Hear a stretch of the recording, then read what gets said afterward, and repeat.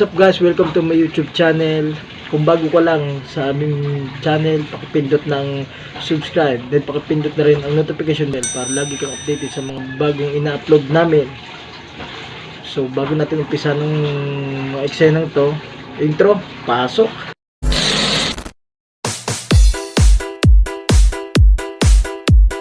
Arcade music, beats by DJ George Kalugdan. Once upon a time in the Philippines, Davao City, Mindanao, there is a beauty queen. Nagtitiktok lang sa gilid, ang galing niya sumayaw. Lahat ng mga tambay audience sumisigaw. Wow, ang galing sumayaw at ang ganda. Ganyan ang mga dugong Pilipinas. Nandito na si Bong Revilla! Bong Revilla po, number 16 sa balota.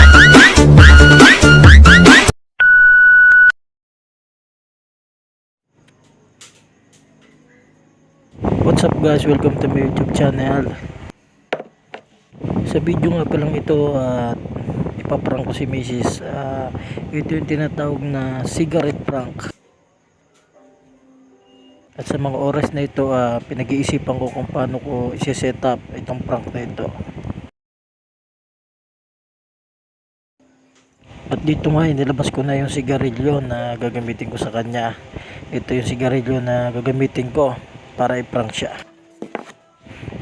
Sorry nga pala mahal kasi may naisip naman ako kung kalokohan sa'yo.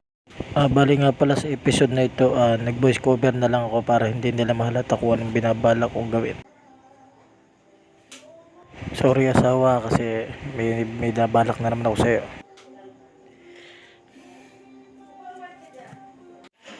At dito nga isinet up ko na yung sigarilyo na gagamitin ko sa kanyang pamprank. Ito nga pala yung sigarilyo na lalagyan natin ng kung anong kalokohan.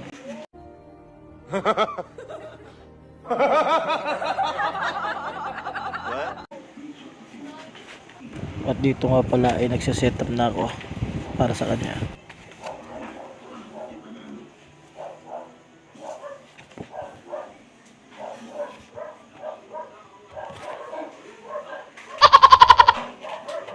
Bali yung setup na ginagawa ko nga pala dito, yung dulo ng posporo na lumiliyap ay puputulin ko yan at ilalagay ko yan doon sa loob ng sigarilyo.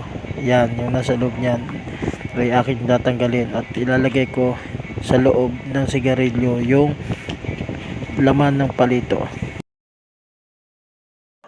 o yung pinaka pulbura ng palito para pag itikan niya sindihan at ikanyang hindi pa ay diliyap ito at doon siya magugulat. Sorry talaga asawa sa gawin ko sa'yo, sana magustuhan mo.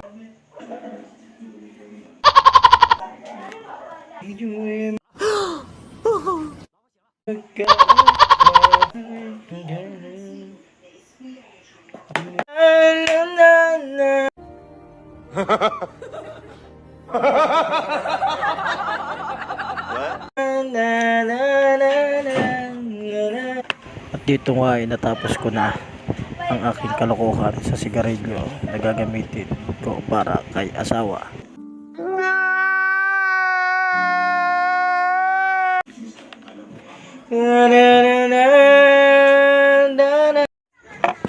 At dito nga siniset up ko na ang camera kung saan ko ilalagay ito. Sindihan mo muna rin. At sa moment nga ito ay hindi ko alam kung paano ko siya kukumbinsin na sindihan niya ang aking handang prank sa kanya. Dali, sindihan mo muna rin. Ay, may katubig. Napapasok ka na inay. Aray. Mamaya mainit pa. Pagkainit pa lang ako makakabang. Malamig na tubig. Sobrang init yan. Sobrang init. Suog pala to kung tawagin suog. Magsusuog tayo. At sa puntong ito ay nag-iisip pa rin ako ng paraan kung paano ko siya makukumbinsin sa prank na ito. At sa puntong ito naman ay ako ay nag-iisip ng paraan at ako ay umaacting pa kung paano ko makukuha ang kanyang loob. Ano ko rito mamaya? Susub. At sa puntong ito ay todo acting pa rin ako kung paano ko siya makukumbinsi talaga. At sa puntong ito ay medyo mainit na ang tension dito. My vlog. Ito kita ko eh. Oh, kita mo ha. At sa puntong ito ay nararamdaman kong alam kong hindi ko magagawa ang prank na ito. Ayoko nga dyan. Oh, hindi naman ano. Siya nga. At sa moment nga na ito ay kinat ko na ang video dahil may isang bagay ako na hindi inasahan at hindi rin niya talaga magugustuhan. Kaya talagang hindi ko maisip kung bakit nagkaganon. May masama ba akong nagawa sa asawa ko nang dahil lang sa gusto ko maprank siya. Sa totoo lang talagang nalulungkot ako kasi yung episode na to gusto ko sanang mabuo pero wala, hindi ko talaga nagawa ang prank na to, episode na to. Siguro